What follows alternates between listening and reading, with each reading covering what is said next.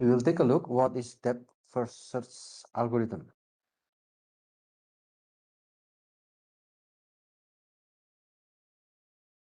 Before we look at the depth first search algorithm, we will see other kind of variants of subgraph or graph. We call it subgraph. Sub means a part of the graph. Subgraph S of a graph G is a graph such that the vertices of S are a subset of the vertices of G. Do you know what is the meaning by subset? Subset. So let's say if I have A, B, C, D.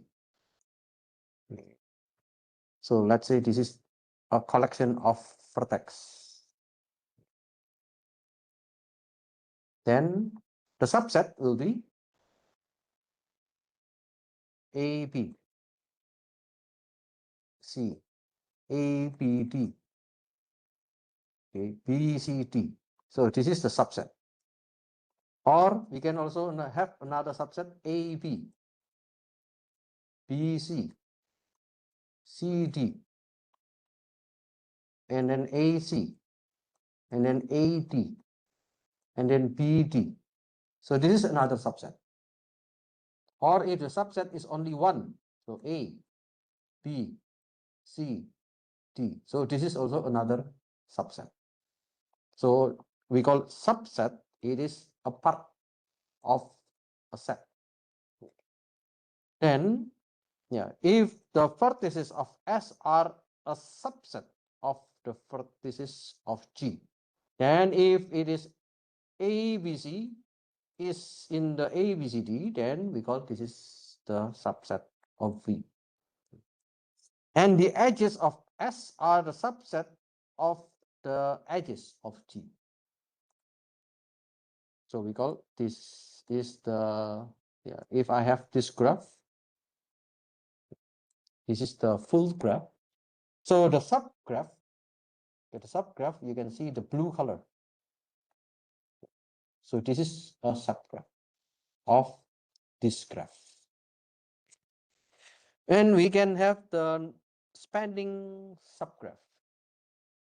Spanning subgraph. Okay, what is spanning subgraph? Spanning subgraph G is a subgraph that contains all the vertices of G. So this is the spanning subgraph. This vertex, the blue color vertex, okay, we call this is the graph with the vertex like this one.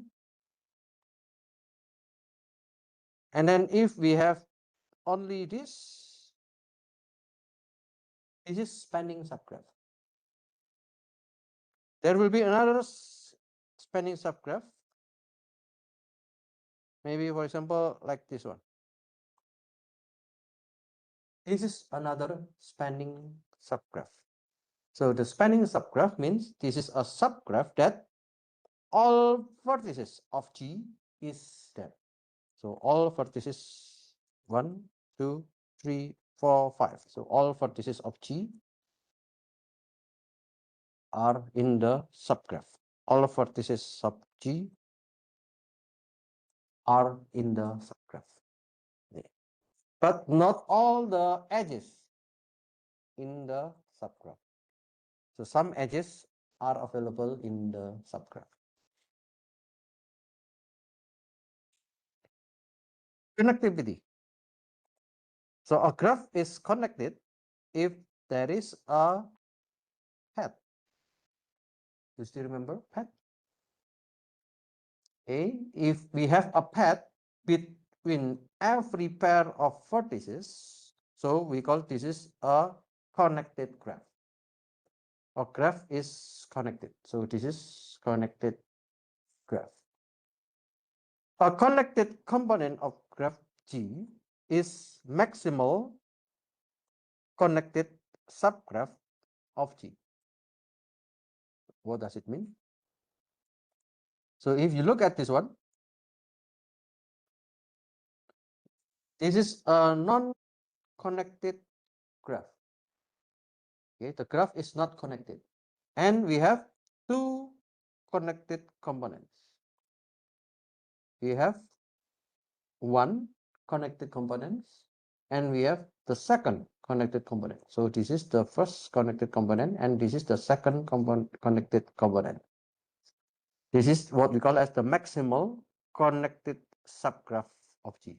So this is the maximum connected subgraph, and this is the maximum connected subgraph. So we call this is a non-connected graph with two connected components.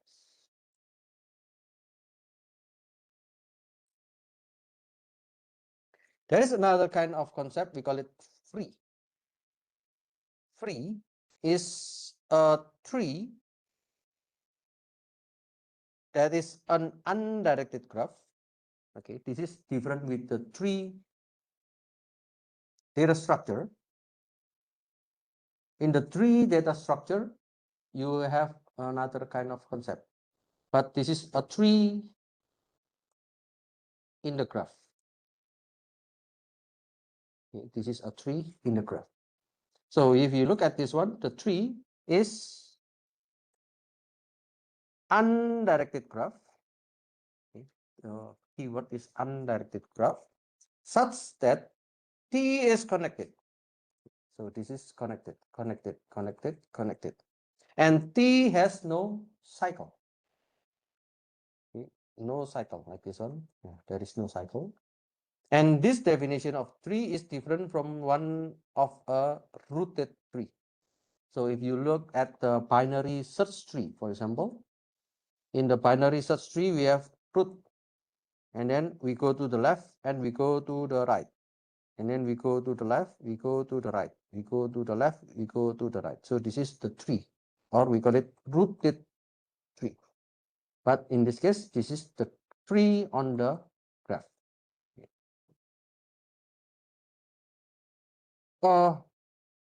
Forest means that an undirected graph without cycles. So this is a collection of tree. Okay, so we have one, we have two, we have three. So there are multiple trees, and we call this is a forest because this is a connected component. Okay, so this is a connected component. This is another connected component. This is just a single vertex. So the connected components of a forest are trees. So this is a tree. This is a tree. Okay, this is a tree. This is another tree. And a collection of tree, we call it a forest.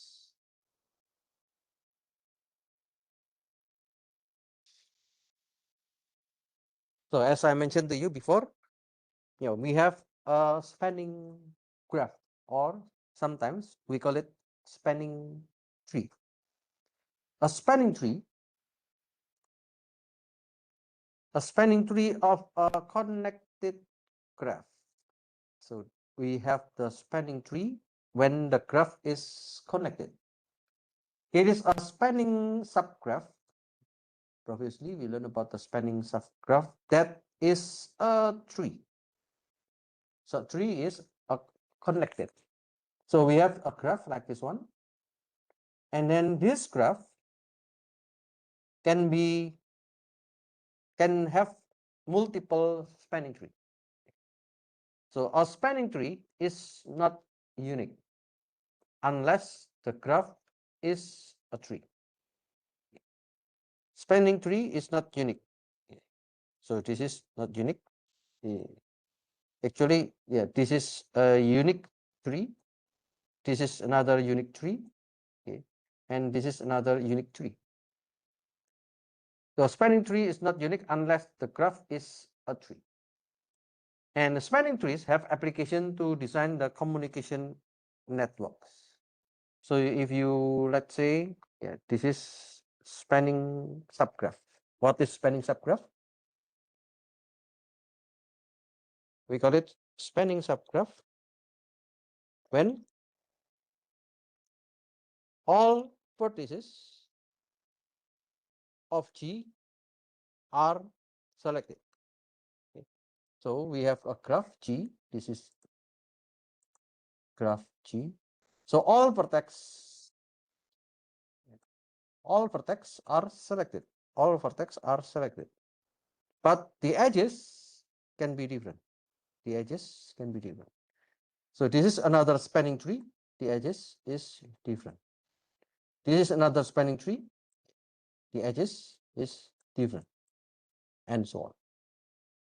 And the edges is a part of the graph. So if you look at this one, we have these edges, but here, no edges here, no edges here, no edges here. So we have only this, this, and this. So this is the spanning subgraph. And yeah, we can use this one for the design communication network. For example, yeah, let's say this is Pengyongwan, this is Omunguan, this is Konghakwan, this is Dosokwan. Let's say this is Siktang. So if you want to connect from Pengyongwan to Omunguan, then okay, I can have a bus. If you want to walk from the Pengyongwan to Konghakwan, then if you want to have a route, then you can make the spanning tree from the Konghakwan to Pengyongwan, Pengyongwan to Omunguan, Omunguan to Dosokwan, Dosokwan to, yeah, for example, Siktang, something like that one. So we can have a spanning tree. A spanning forest of a graph is a spanning subgraph that is a forest. So this one, yeah, we call this is a spanning forest because we have a spanning tree, okay, spanning tree, or we call this is a spanning subgraph, spanning subgraph.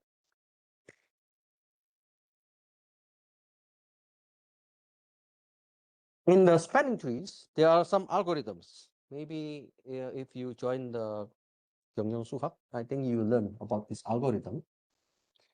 There's an algorithm, we call it Kruskal algorithm. In the Kruskal algorithm, we want to calculate we want to make the spanning tree by finding all the edges according to the weight. So I have A, B, C, D, E, and then I want to know what is the best route or what is the minimum weight, so I can visit all the vertices. So using the Kruskal algorithm, we can sort all the edges in a non-decreasing order of their width. What does it mean? Non-decreasing. Non-decreasing means we want to see based on the increasing order. So sometimes we do not use the increasing, but we use the non-decreasing to say the opposite one. So the increasing means we want to select from the minimum, from the minimum, from the minimum, from the minimum, and so on. And then pick the smallest edge. And then you will check if it forms a cycle or not. If it forms a cycle, then you will exclude it. If the cycle is not formed, then you can include this edge. Else, discard it. Repeat the number 2 until there are v minus 1 edges in the spanning tree. So first we select the minimum. The minimum is B and D. Then we select this one. the next iteration, we select P and A because this is the other minimum after 1. And then we select C because this is the next minimum. And then the last, we select 4. And then we check if all vertices already been selected, then finish. So the spanning tree using the minimum weight, okay, is we have A, we have B, which is 2, and then we have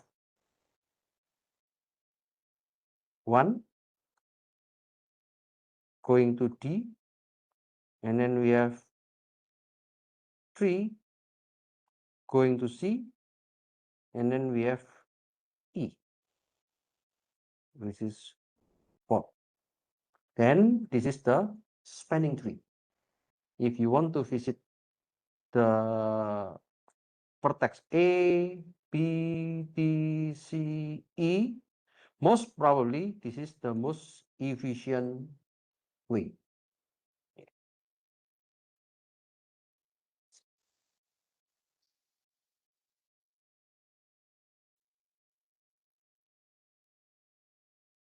Now, there is another algorithm, we call it depth first search. The depth first search is a general technique for traversing a graph. Traversing. Okay, we learn a lot about traversing. Traversing means travel. Okay, we learn about the in the tree. Okay, we learn some of the traversing, like in order traversal. We have pre-order traversal. We have post-order traversal. Okay, now we will learn about DFS, which is depth first search. This is one of the traversing in a graph.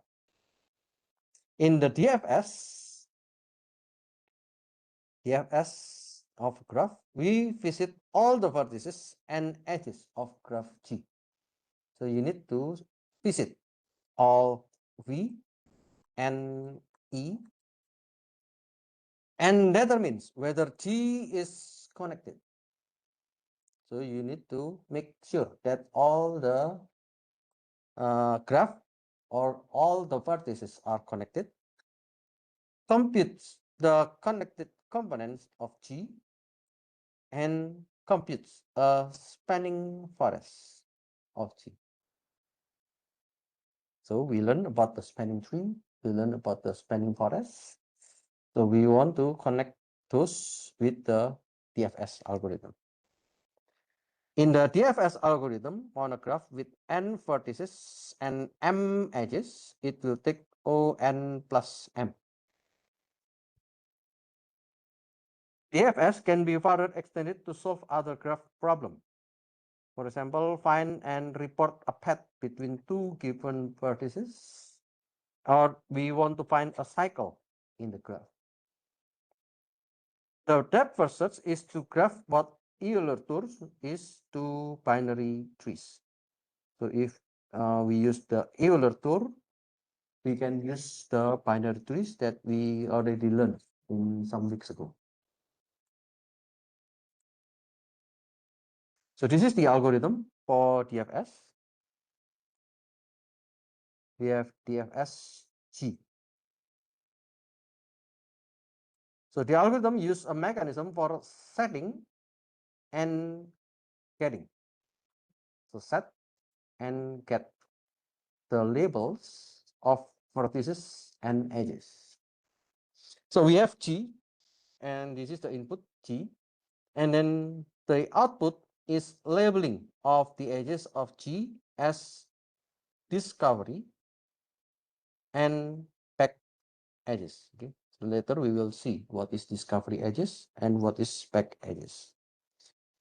Now we want to set up the initial label. The initial label U. For every vertices, let's put unexplored. For every E edges, we put unexplored. And for every V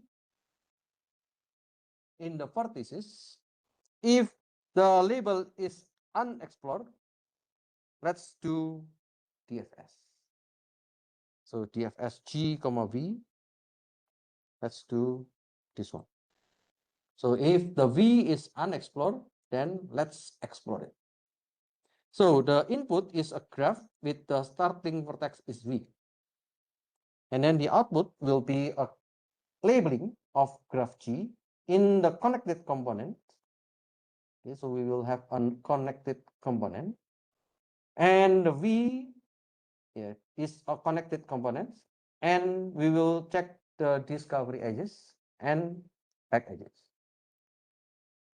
So first, we will set the label as visited. First, set the label visited, and then check the incident edges. If the incident edges is unexplored, then we check what is the opposite of V, E. And then check if the label W is unexplored.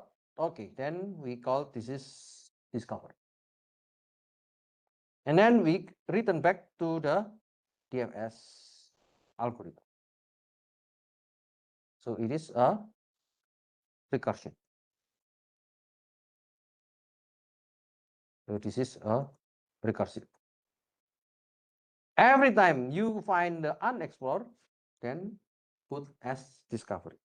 But if it is back, then you can put the back edges.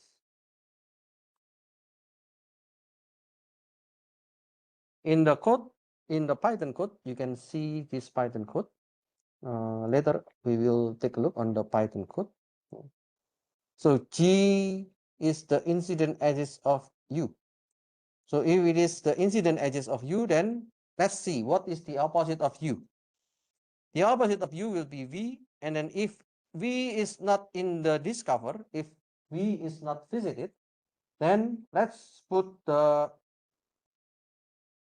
let's check the E. Let's explore the edge. Then this V will be discovered.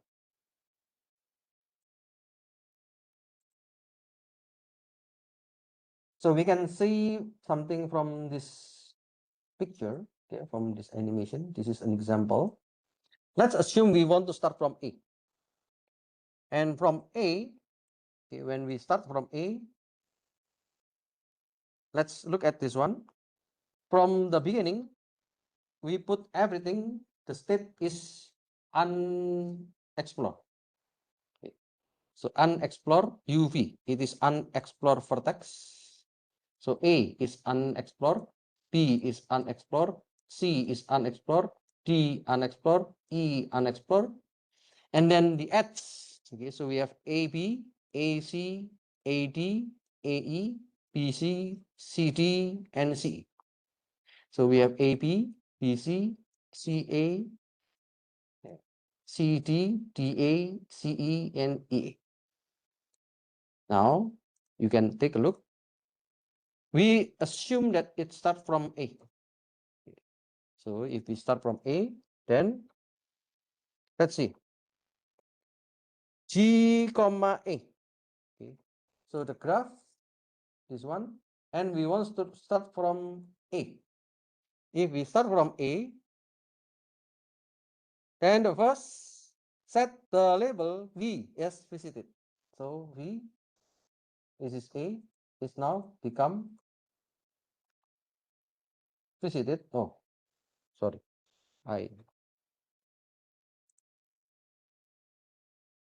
it is become visited.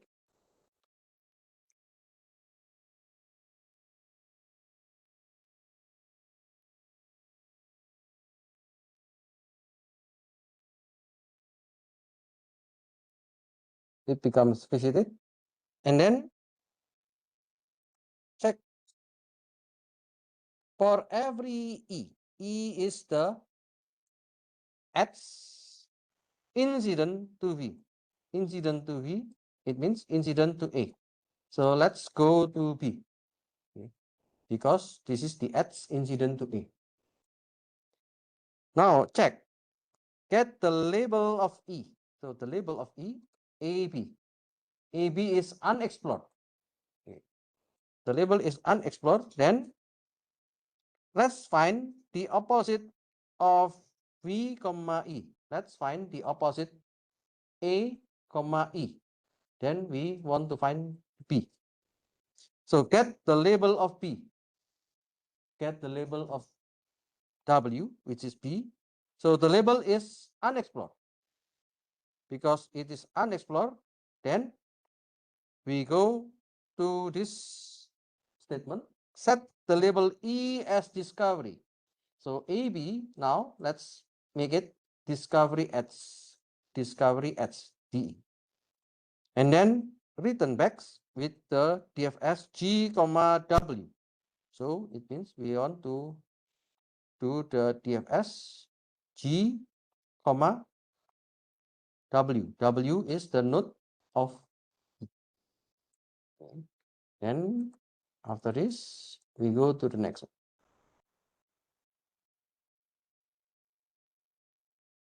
Oh, sorry. Then after we have the DFS G comma B, okay, this is B. So again, set the label B as visited.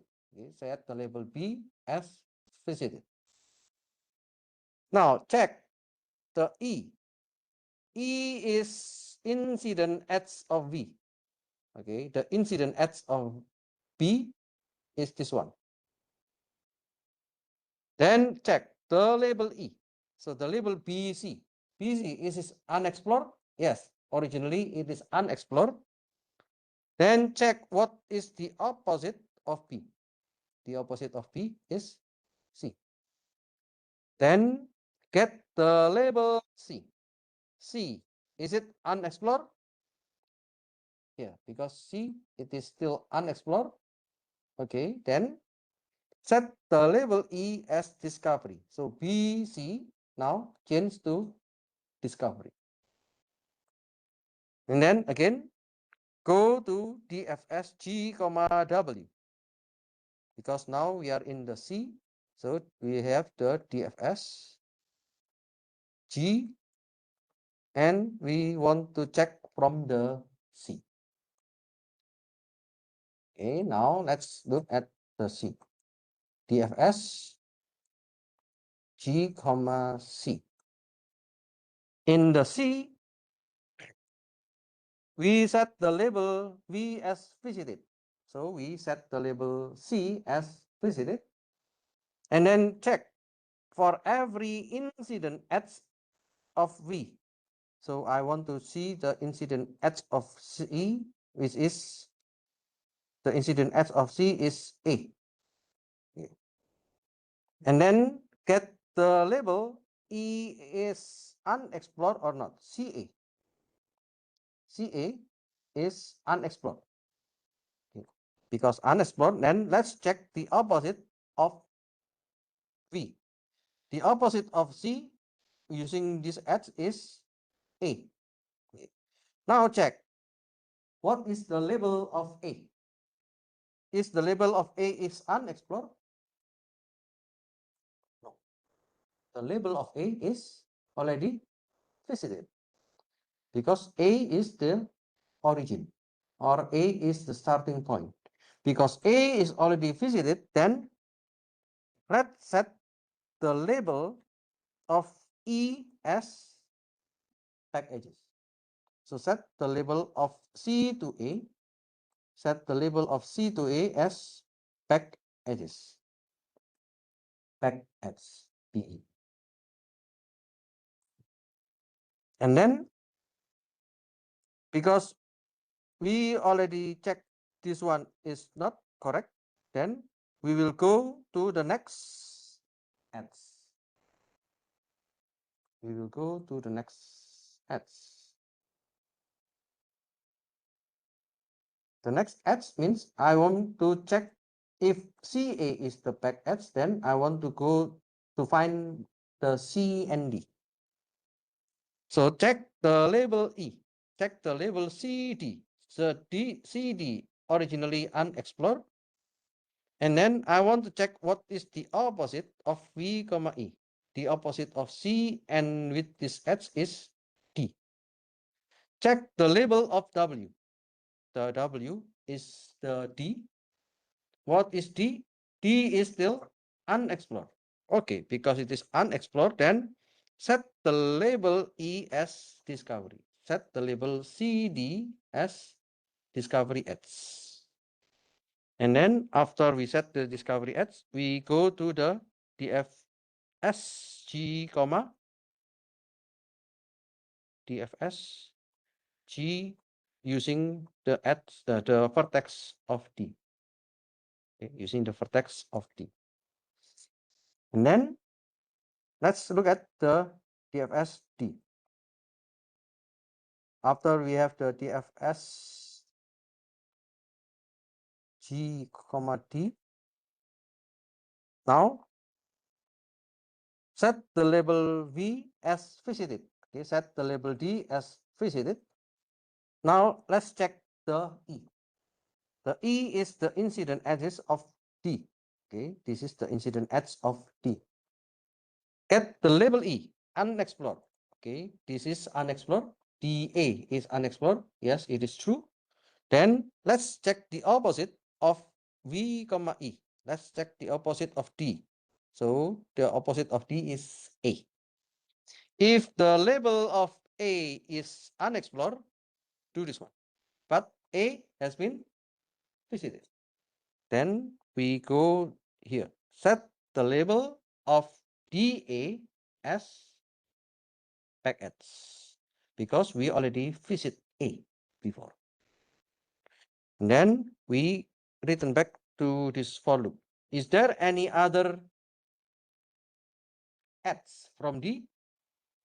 There is no other ads from D. Then because there is no other ads from D, then we return back to the previous nodes because we know from the recursion.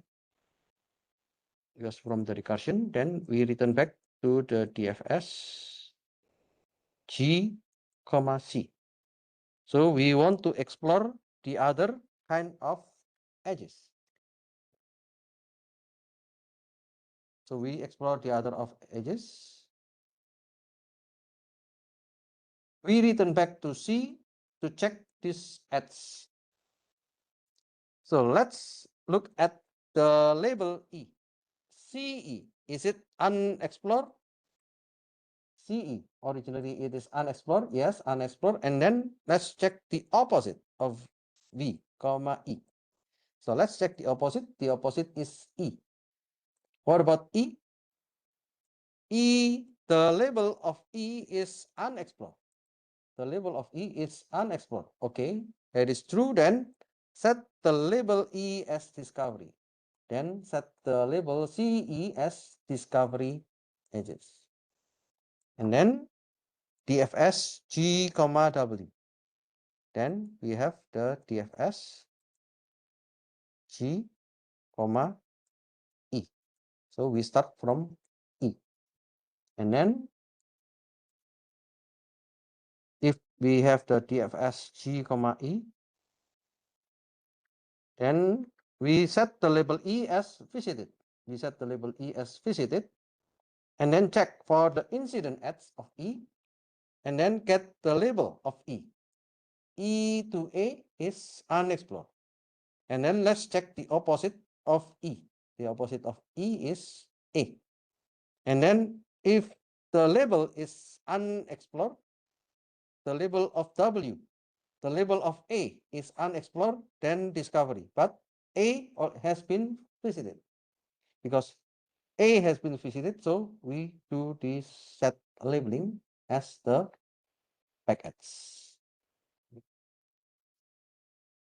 Then after you know that all the vertex already has been visited and all the edges already been notified, whether it is discovery or back edge, then you can make the spanning tree. So the spanning tree will be this one, this one, this one, and this one.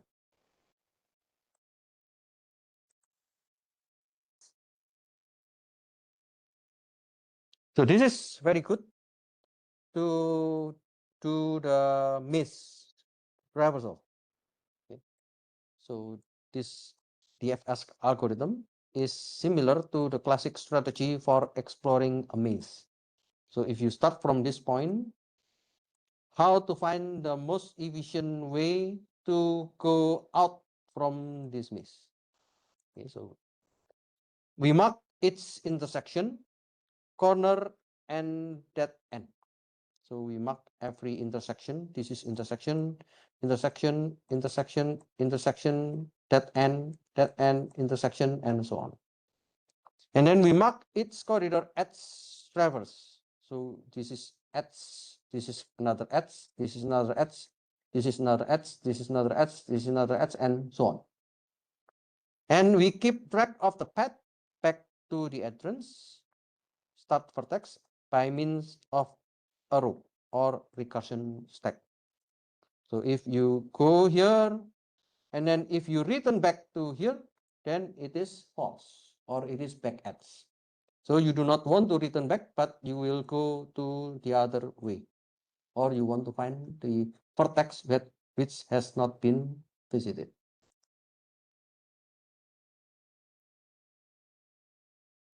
So the properties of DFS, when the DFS G, V, it visits all the vertices and edges in the connected component of V. So it visit A, we visit B, C, D, E, and visit all the vertex. Okay, visit all the vertex. The discovery edges labeled by DFS form a spanning tree of the connected component of V. So this is the spanning tree. This is the spanning tree. And for the analysis of DFS, for setting or getting the vertex and the edge label, it takes O1. For each vertex is labeled twice. Once has been explored and unexplored, and the other is visited. Each label is labeled twice, unexplored, and whether it is discovery or back edge. Most incident edge is called once for its vertex. So the running time will be n, which is the number of vertex, and m, which is the number of edges. So the DFS will run On plus m. Time provided the graph is represented by the adjacency list structure. So if you use the adjacency list structure, then you can get On plus m. So recall that the summation, this is S is the summation. The summation V, degree of V, equals to 2 multiplied by m.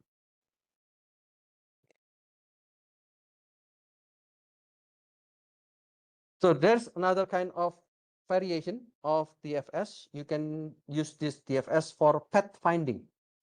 So path finding means, you can use the maze problem, or let's say I want to find the way from Mohyun to Sohyun.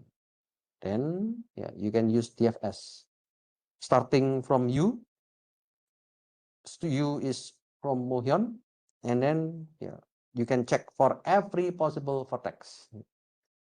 We can use stack S. Okay, so you can use stack to keep track of the path between the start vertex and the current vertex. As soon as the destination vertex S is encountered, then we return the path as the content of stack. So you can have the path DFS. The G means the graph, V means the starting point, and Z is the destination. So you can do the same. Yeah, we set the label visited and then push the V. If V already equals to Z, then return the element. If not, do the same like what we did on the DFS. But now we use stack. Whenever you discover, then push on the stack. If you want to see what is the element, then you pop. At the end, you just pop for all the V in order to see the element. We can also use this DFS for cycle finding. The cycle finding means, yeah, we want to find the simple cycle. Okay, last time I mentioned the simple cycle. Okay, so we can use this cycle DFS. The V, Z. The V is the starting vertex, and then Z is the returning of the vertex. So it means the cycle. So we use stack S to keep track the path between the start vertex and the current vertex. As soon as the back edge is encountered, we return the cycle as the portion of the stack from the top of the vertex. So the idea is still the same. Yeah, for every incident vertex, for every incident edge in the vertex V, so we will do like this one, and then we use the stack to push, and then after we make the path, pop on this one. And then we have also the empty stack in order to understand if it is the back edge, if it is returning to the original flow.